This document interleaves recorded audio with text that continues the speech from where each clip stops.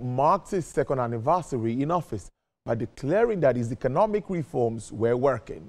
But international bodies have warned of persistent economic and security problems. Now, since 2023, President Tinubu's policies, the removal of fuel subsidy, cuts in electricity price subsidy, and currency devaluations, one way or the other, have triggered the worst cost of living services for the, everyone has talked about the rising cost, of course, and how that affects purchasing power of Nigerians, fueled by inflation of, at the moment, more than 23%. Now, President Bola Tinubu says the measures were intended to avert a severe fiscal crisis that would have led to a runaway inflation, external debt default, and a plunging naira, and an economy in the freefall. The president added that the fiscal deficits have narrowed sharply to 3% of GDP in 2024, from 5.4% in 2023, supported by improvement in government revenue generation. He claimed inflation has begun to ease, but this is largely because the index was rebased for the first time in more than a decade. Well, my guest is Mr. Okoyemi Agbaje. He's the Chief Executive Officer, RTC Advisory Services Limited. Thank you so much. Thank you for starting the week with us on the show. It's good to have you. Good afternoon, Tolu. Yes, thank you so much. I'm sure you listened to my introduction, yes, and I think it's good to start on that note. Bold reforms, like we've always talked about. We've had this conversation back to back, but where are we with regards to the fallout? Again, even the IMF is talking about security and economic concerns. What is your overview of how far we've gone and where we are? Okay, excellent conversation. That's what we should be talking about at this point in time in the Tinubu administration. I think I've seen various and participated in various conversations on this. And I think what the problem is that often we don't agree on the criteria. So let me propose that if we want to review 2 years of Tinubu administration to have a balanced view, what I would call a balanced scorecard, we should agree on the criteria. I would propose a 5-point assessment criteria. 1, economic management. Of course, that would take care of issues like the popular reforms, the fiscal issues, the issues, the macroeconomic issues, and all of that. Then infrastructure. What's the state of infrastructure? What's in play? Then, of course, security. So that, like I said, we would have a balanced scorecard. Then social policy, to look at things like poverty, like human capital, education, health, empowerment of the people, you know, poverty and all. Then governance and leadership. If you take, the conversation is often about economic management. Yeah. And I think, and rightly so, because if we had had an economic collapse as a country, there won't be anything else. If we had bankruptcy, debt default, it would lead to failure in every single criteria out of those 5. So it's important that that conversation often centers on economic policy and management. In my view, that's the president's strongest point. He has done those bold, as we continue to say, reforms. They've been successful. I think in 2 years, quite frankly, if you told me we'll be where we are in 2 years, just 2 years, I would have said no. 23 trillion ways and means, $3 billion in net reserves. Everything was tilting towards calamity. A fuel subsidy that was gulping maybe $5 to $6 trillion every year, an exchange rate scam that was crippling the industries and the users of FX, and was an avenue for corrupt enrichment. The central bank was perceived to have lost credibility all over the world. Yeah. So I think that you would have to agree that the president and his administration have done very well. They've balanced the economy. We've achieved stability on the exchange rate. The inflation, yes, we engineered it downwards with a rebasing, but it has stabilized and is likely to be inching downwards. So in terms of those broad macro structural reforms, I think there is little doubt that the government has done very well. Next, infrastructure, again a strong point, in my view. We have the critics of the popular Lagos-Calabar, but I think it's an excellent project. And I think the fallouts for me are going to be revolutionary in my view. But beyond the Lagos-Calabar road, there is a road construction or repair or reconstruction going on in every part of the country. Frankly, the work that the Minister of Works under the direction of the President has done is excellent. Now, and so for me, and then you have balance. So there's something going on with roads, something going on with rails, something going on with ports, you know, and so there's progress, even aviation, the airports, all of that. So there's progress on the infrastructure front. The main weakness on the infrastructure front is electricity, power, because that's a much more intricate thing. The only thing people see that has happened is Band-Aid. But Band-Aid is important because the biggest problem of power is the lack of sustainability of pricing. As long as an industry does not have a sustainable pricing model, it's never going to settle down. But so I don't object to Band-Aid or whatever else. The question is what next? So critics may have a point saying we don't yet have a grand idea of where we're going with power. So that's, on the power front, there's a question mark, but every other area in that infrastructure front, there seems to be some momentum. Now we get to the two areas which appear to be the weak links. First, security. Without doubt, we have not yet transformed the security outlook. Yes. If anything, in some parts of the country, the outlook appears to have worsened. The reports from the North Central, Benue and Plateau in particular, the reports from the Northwest, the banditry, and the continued onslaught. Yes, we see weeks when we're happy that, okay, they seem to be on the offensive, but the overall outlook still leaves some significant downside. And when I talk about security, I include food security. Because there's now a clear interconnection between the two. And so we see food inflation being the big problem, and even in our inflation outlook. And there's a connection with security and the food supply chain and all of the banditry and so on that is going on there. So that's, a teacher will say there's room for improvement, significant improvement of security. And then the social context, which you, in your intro, you mentioned that even the international agencies are talking about that. So we did these policies that were necessary and that were bold and courageous, but they had predictable negative side effects, which, given that we had a 3-month transition, people would argue that we could have planned for.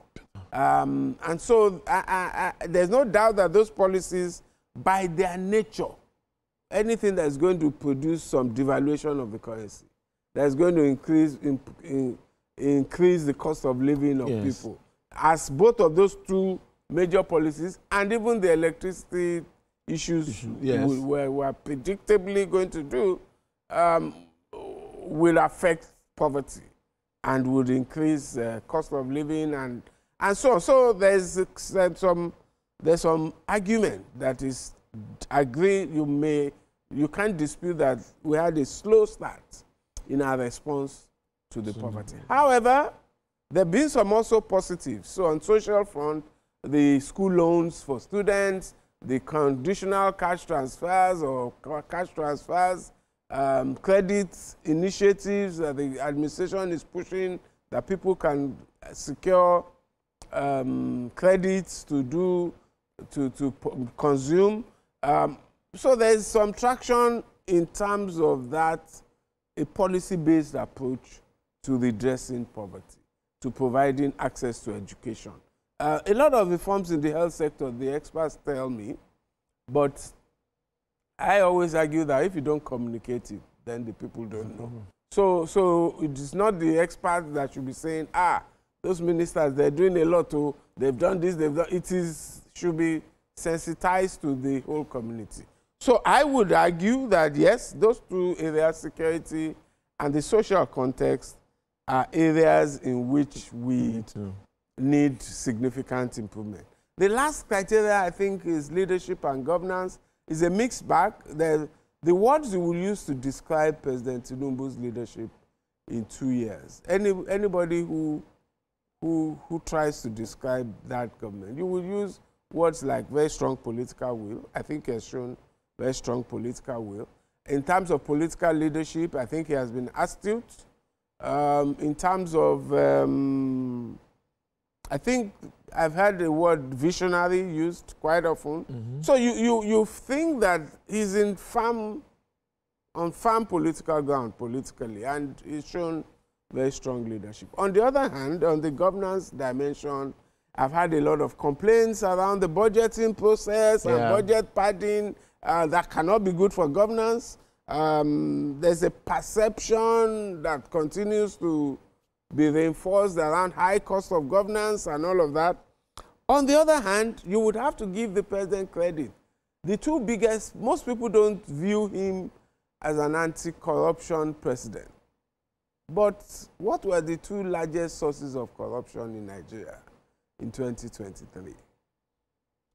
First subsidy and the FX. And the FX. Somebody who wipes out those two major sources, biggest sources of corruption, using policy initiatives rather than police, I want to catch the thief. I think that should be commended. And so there's a mixed bag around the governance space. I think that the more you can use, I've always argued for using institutional reform to eliminate as much corruption as possible, and then reserving the rest of your energy for catching the thieves. But if you do it the other way, you spend the bulk of your energy trying to catch the thief, and then you ignore institutional reform, very little work, very little results, outcomes will be recorded. So if you balance that, there's an appearance of abuse of the budget process, which is a negative, but there's using policy reforms to transform sectors and eliminate corruption. That's a positive. That would be my overall outlook. I think that the reforms overall have been successful. They've been merited. The outcomes have been remarkable within a very short time. But there are two clear areas where we need to strengthen, and those are in the social sector, dealing with the poverty, unemployment outcomes of these reforms, and then security, which may be predicted to get worse as we move towards 2027. There is also, in another quarters, I've gotten an argument somewhere that many of these policies are almost centered towards attracting foreign investors. The investors are getting so interested in the country because of the stability in the currency and, of course, stability in the FX space. So that's why many say, maybe that's why government believes so much of success. Why don't we just... But the other aspect of it, the micro aspect of it, is also something to be worried about. So how much of investment do you think this can even help us drive if you're looking ahead? At first, I won't agree with the premise. The premise being that if we didn't reform, if we didn't deal with fuel subsidies, we would have had a fiscal collapse. That's not about attracting foreign investment. We would have had a fiscal collapse. We would have had a country moving into bankruptcy. Same with the FX situation. The FX situation, we had $3 billion in net reserves at May 2023. We had accumulated, we had burdened every place, NMPC, CBN, everywhere. There was a crisis. I remember. So I would say that the primary objective was achieving macroeconomic stability. However, I do concede that particularly with respect to the FX side of things, it obviously also has an objective to attract investment. And I am personally disappointed with the outcomes we have got in relation to investment, with the exception of the energy sector. Yeah, so if you focus on the energy sector, oil and gas, the investments are pouring in. Yeah. And that's also a positive. That's the part of the macroeconomic management score, which I said was very good. So investments have flown into upstream, downstream, a lot of progress in the oil and gas sector. I don't say energy because power is also part of energy, and we still have considerable concerns there. But with oil and gas, upstream and downstream, there have been considerable success, considerable investment. Outside oil and gas, I think the results have been disappointing. And that just calls for the examination of the strategy to attract investment. What's the strategy? Who are our targets? What are we marketing? Which sectors, which segments, what incentives, all of that. The way we have thoughtfully, when I say we, I mean the government and their advisors, penetrated the mindset of the energy investors, the oil and gas companies, the IOCs, and spoken to their needs and done executive orders, of course, built on a PIA, which has met the need. That can be applied to other sectors. What do we need to drive investment in mining? What do we need to drive private sector investment in infrastructure? All of the investments in infrastructure that I spoke about are being done with government funds, that's why the debts will be increasing. So is there a strategy for private investment in infrastructure? And what does it take to make it work? Rail, maritime, ports, everything. So we need sector-based strategies for investment and also sector-based reforms across board. That I would count as another area in which we need to. So one of my criticisms of the strategy, even though it has been very successful, is that it has been based to a large extent on central macroeconomic planning. So it has happened at the CBN and at the Ministry of Finance. Yeah. But a lot can happen on a sector-by-sector basis. A lot of reforms can be done on a sector-by-sector basis that can achieve transformational effect. So, for instance, banking consolidation was CBN, but was a sector-based approach. Specific. So, mining, for instance, what does it take to get big mining investors from Australia, Canada, South Africa, the US into this economy? Somebody needs to answer that question. And what reforms are needed to catalyze that investment? What does it take to get Nigeria's National Integrated Infrastructure Master Plan, which we did long ago under the Jonathan regime, correctly diagnosed that we need at almost 50-50 investment, public sector and private sector, in infrastructure. But we can't achieve it if we don't diagnose what it takes to catalyze, to make even our own Bayo-Ogunlesi, for instance, who is one of the world's biggest infrastructure investors. What does it take to make him put money in airports and seaports and all of those infrastructure power in Nigeria? And this group, the group Blackstone Group and so on. So we need to be able to move to those very targeted, sophisticated, sector-based reforms. I think maybe we haven't done enough of that, and therefore we haven't seen enough uptake.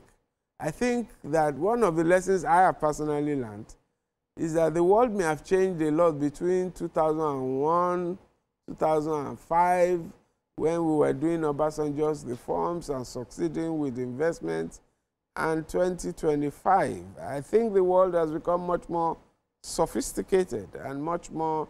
So we need to also move to a higher level of sophistication in targeting investment. So moving on, I'm looking at the monetary policy and also maybe be a bit of loosening, because many have talked about this tightening of monetary policy going forward, and that would also help the real sector. Manufacturers are talking about lending, small businesses and all of that. If the stability, if we continue at this trend, the tax law is being passed into law, the tax bill, and that plays out, what are your expectations, say, by the end of 2025? Well, I think that the CBN there's no point shouting to someone who has evidently made up his mind on his strategy. So what we need, and I'm not disagreeing with them. I get. What I mean is this: they have made up their mind that inflation has to come down before they loosen monetary policy. I broadly agree with them. But I also would have, for instance, at the last one, I would have liked a small thing just to signal, you know, okay, you say inflation has come down to 23. Why should the MPL be higher than the rate of inflation? Still at 27.50. Why should the MPL be higher than anyway? So we hope that by year end, they would have achieved inflation going below 20. If inflation continues to decline, the central bank cannot sustain the current monetary policy rate and would have to loosen somewhat. I believe it will continue to decline. I believe that it has been more, the decline in inflation has not been as sharp as we expected post the rebasing. And that may call to question the fact that there are additional issues from the government spending side that is also driving inflation. So you might find that there is also a need for the central bank to examine the impact of spending on inflation beyond just focusing on monetary supply. The impact of spending on monetary supply itself. And therefore, they might find that there's work to coordinate on the fiscal side with the Ministry of Finance and the fiscal authorities. So I think that in the indirect answer to your question, yes, by December, inflation should have declined, and we would expect that the interest rates should have declined, anchored around a declining monetary policy rate. So that would be my position on that.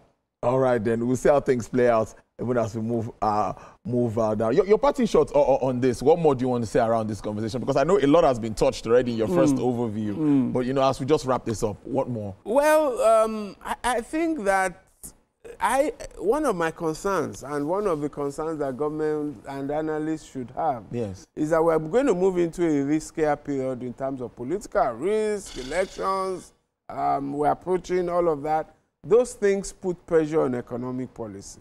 There will be the pressure to reduce interest rates as a gift to industry, the pressure to do something urgent about poverty and unemployment to please. All of those pressures will put pressure on the will of government and on its resourcefulness. I would like them to focus on a policy-based approach instead of the inclination to do giveaways. So we can find policy-based approaches to ease things, as we have done with student loans, for instance. That's one area. And the sensible approach does not cause inflation. The money goes to the university system, in which it can then become productive and have positive side effects in terms of university facilities and resources. So if we take every need, we should continue to look for policy-based responses that can enable the government to redress the pain without derailing the reforms. Mr. Kwame Agbaje is Chief Executive Officer, RTC Advisory Services Limited. Thank you so much for spending your Monday afternoon with us. This public holiday, we appreciate it. Thank you very much. All right then. Well, still to come on the program. Well, the price of crude climbs on United States job data. A lot of figures coming in